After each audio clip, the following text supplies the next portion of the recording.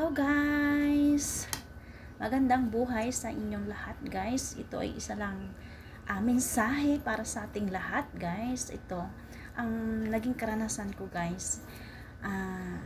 Dahil tayo pusong mapagpakumbaba, ayan. Noon tayo ay, ayun, dito tayo sa mga mosa-mosa, mga chismosa, ayan, at sa mga inggitera-inggitero, ayan. Dahil meron po tayong maliit na business, ayan,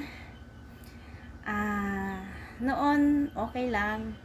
So, nung marami na yung utang niya, ayan, nung ilang linggo na, hindi pa nakakabayad, charot, ayan, hindi pa nakakabayad. Nung magbabayad na siya ng 3 linggo, galit siya, nagalit sa akin, sa amin.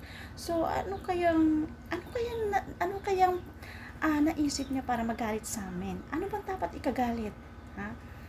So, hindi namin hiningi. Hindi namin pwedeng hingi sa department store ang paninda namin. So, hindi naman kami mayaman. Hindi naman kami namamaliit. Hindi naman kami mapang-api. Bakit ganon? So, charot is a true. Yes. Totoo ito. Totoong storya to. Ayan. So, isang aral lang po. Siguro yun ay isang blessing sa amin na para kami maging matatag sa lahat ng pagsubok. Ayan. At saka isa pa siguro yun yung daan para maging matibay at kami ay maging mapagpakumbabang lalo sa lahat.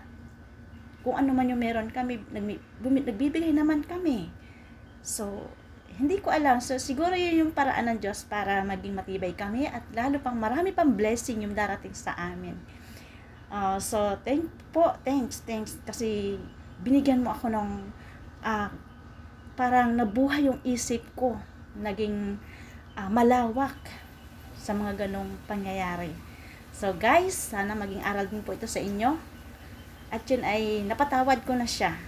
So sana sa mga tao pang katulad nila at sa mga katulad namin, sana marami pa ang maging katulad namin. At sana wag na yun. Wag nang maulit, di ba? Masakit. So thank you so much. Sana maging aral din po ito sa inyo at naging aral na rin po sa akin. At marami pang blessing ang darating sa amin para maging matatag. So, thank you guys. Thank you for watching. Please subscribe 3M's channel in YouTube and Leah Medran and 3M's channel in Facebook page.